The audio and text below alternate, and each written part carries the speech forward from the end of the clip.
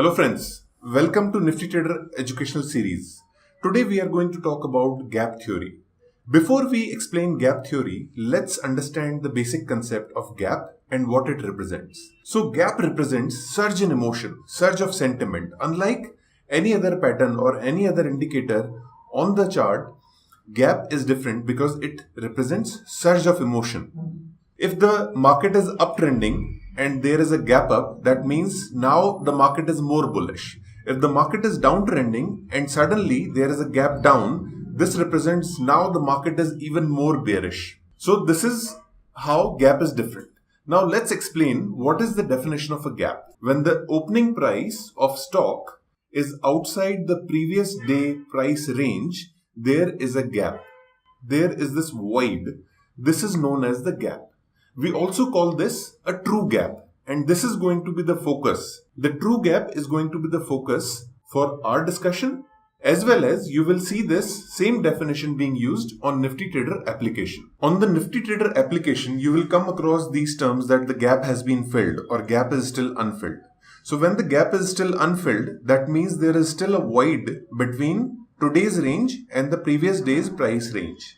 When the gap is filled, that means this void has been filled. So there is somewhere an overlap between today's price range as well as the previous day price range. So the gap has been filled.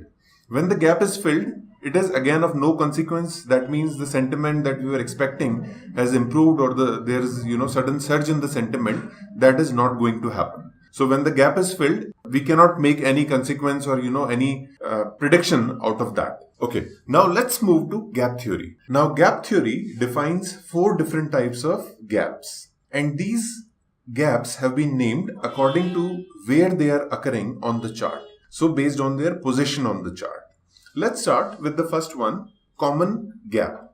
Now this is a very common form of gap which will happen so many times on the chart. And this is very commonly occurring. Most of the times this will get filled, and it is of very little consequence for the trader. This is not very helpful for your positional trading. This can be used a little bit for scalping, as the price is mostly staying within a support and resistance level. The price is always trading in a range. It's not trading out of the range. There is no large movement in the stock price. And that is why it cannot be used for trading purposes. It can be used a little bit for making small profits like scalping.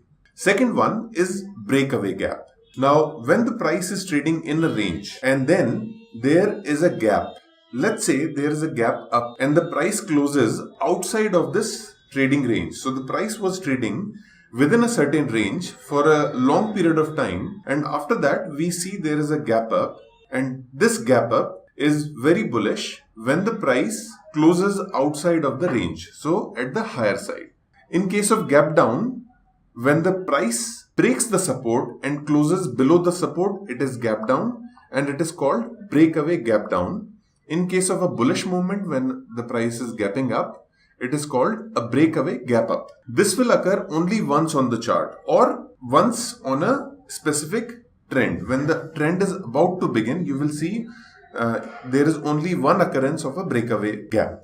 Now, why this gap is important is because it helps us identify a reversal very early in the phase of this new trend that is about to begin.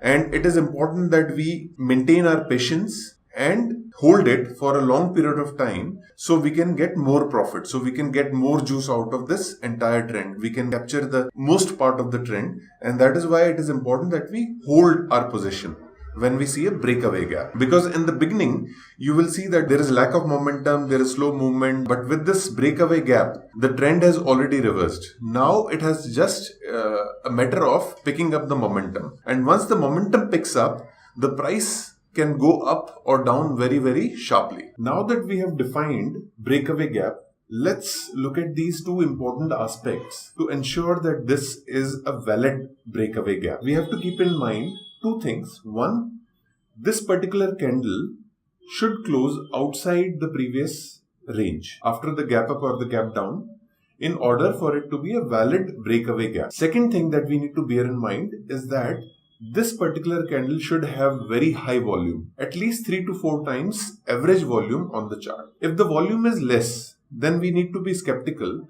that this particular candle could be a fake signal also. So it's not really a breakaway gap. It may actually come back and start trading again within the range. So we need to be cautious about these two things in order to increase the probability of finding the right breakaway gap. After this breakaway gap, the momentum has started building up. The momentum will start building up with the runaway gap, which is the third type of the gap. Now the market has started a new trend, and let's say it's an uptrend, and the market has started moving in the ascending phase. Then as the price is moving higher and higher, there are more participants coming into the market, and everybody wants to buy because they see they have now realized that the new trend has begun. And that gives it more intensity. So every other day you will see that this particular stock is opening gap up. And when it's opening gap up, it will start consolidating in a small range, and then you will see another gap up. And then there can be multiple gap ups on the same trend. Now, because this gap up is occurring in a trending market, the price has been trending and these gap ups are appearing. And they are only increasing the momentum of this particular price movement. So these are known as runaway gaps. And this is the time when prices are changing very fastly, at a very high speed. So maybe, 3%, 5%, 10% movement circuits will be hit during this phase. And when this is happening, you will make if you have taken the right trade, obviously, you will make most of the profit in a very short period of time. So this is the time, this is a very exciting phase for all the market participants, and they are making a lot of money here. Now, after a certain point of time, when the stock has become, let's say, very expensive, or now people are considering, okay, I have reached my price target, or now I want to, let's say, book some profits. So after successive runaway gaps, you will find an exhaustion gap. Now, how this exhaustion gap is defined is there will be a gap up again, some very similar to a runaway gap, but this time probably you will get some signals. Let's say the closing of this particular candle is not very, very bullish. So there is some sort of selling pressure. The second indication would be that within next 2-3 days, or probably in the same day sometimes, this gap gets filled. This last gap will get filled quickly.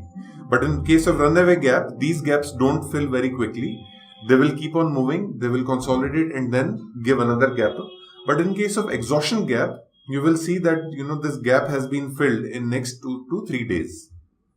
If that happens, this is the time that a trader who has taken a position at the time of breakaway gap or runaway gap, he has created position. This is the time to exit, because the trend, this is for sure that this particular trend has completed, or this now there could be a reversal, there may not be a reversal. We have to wait for more signals. Maybe after this particular gap or this particular scenario, the market will start moving up again, but we cannot be sure. There is most likely indication, the highest probability is that from here there is probably the end of the trend, or there is a possible reversal. So this is what exhaustion gap is, and this is the point where we need to stop our trades and wait for more signals to create new positions. So thank you so much for listening to our video and seeing the video. Hope you have enjoyed, and we'll come up with more videos. Thanks.